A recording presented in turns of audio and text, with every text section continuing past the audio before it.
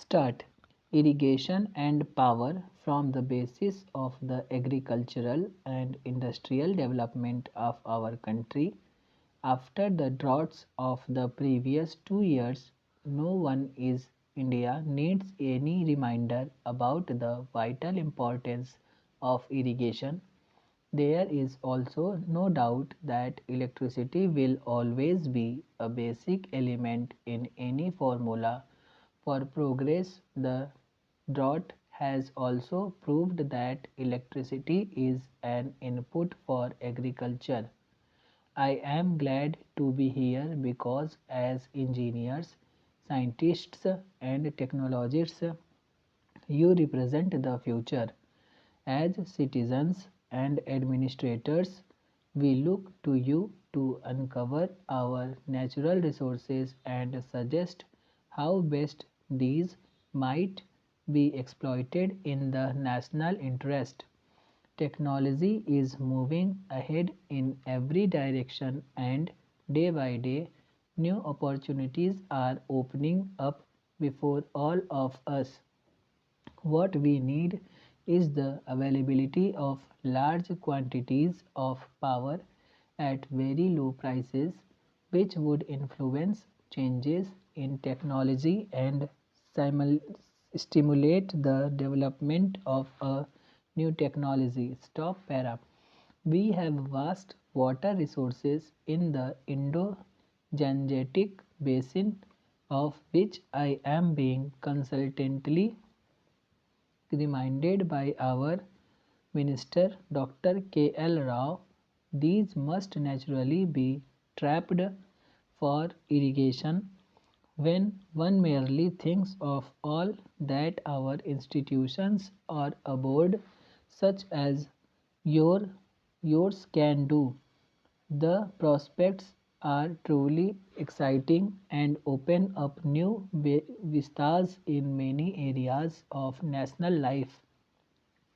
You have already mentioned, Mr. President, the importance of electrification, and I am glad to find that some aspects of rural electrification figure on your agenda. In most of our 5 lakh villages, people are still prisoners of daylight and therefore have a short working day. At one time, we hoped that we would be able to electrify at least 1 lakh villages by 1970, which is the Gandhi century year. I still hope that we will somehow manage to reach this target and will continue to make rapid progress towards bringing electricity to the remaining villages. Full stop para. Today, we are able to build a good deal of the generating and transmission equipment which is required, but we have also to improve the economics of our power generation and transmission so as to supply cheap power to needy consumers and yet earn profits on the operations of our electricity undertakings. The development of regional grids will assist in optimizing the distribution system. This will be a great help to enrich all of us and yield better and quicker results. Stop para. Only a fraction of the cultivated area is at present irrigated. You, Mr. President, have remarked that we can double the acreage under irrigation so that cropping can be extended. The amount of land available is fixed, but the pressure on the available land is steadily increasing. There is no alternative, therefore, to increase the efficiency of land utilization and getting higher productivity per acre. Irrigation is one means towards this end. It is important that we utilize fully and rapidly such irrigation potential as has been already created. I think this requires much closer association than is generally found between the irrigation engineer and agronomist and the farm extension workers. Planning for the utilization of water must commence at the time an irrigation project is convinced. It cannot be left to be taken up when construction is advanced or after storage has been completed. I have been heartened to hear of the good work which has been done in the Kosi area.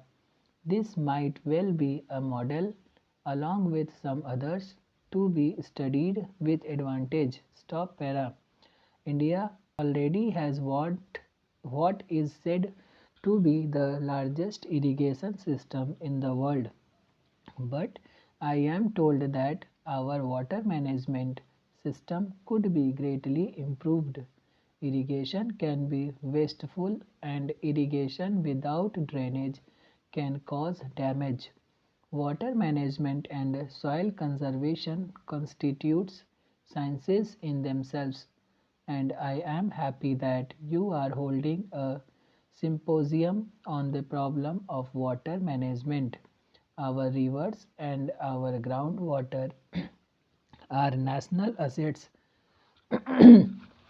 which we must use to the best overall advantage.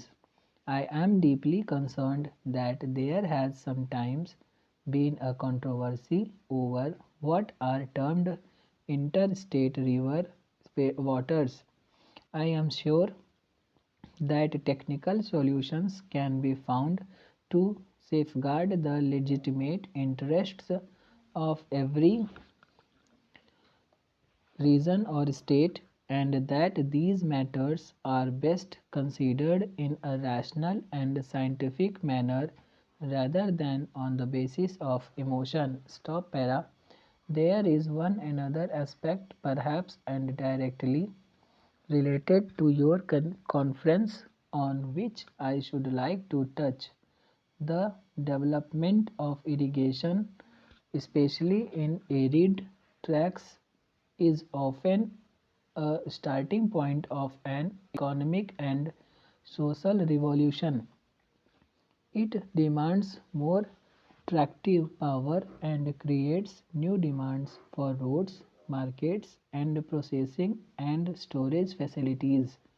The stimulus which irrigation provides to agriculture also generates new and additional incomes, much of which are invested in the facilities earlier described. A part of it also goes into village improvement schemes, the renovation and modernization of individual homes, the paving of streets, the digging of wells, and so on. I believe this kind of development offers an unrivaled opportunity to promote a new village movement.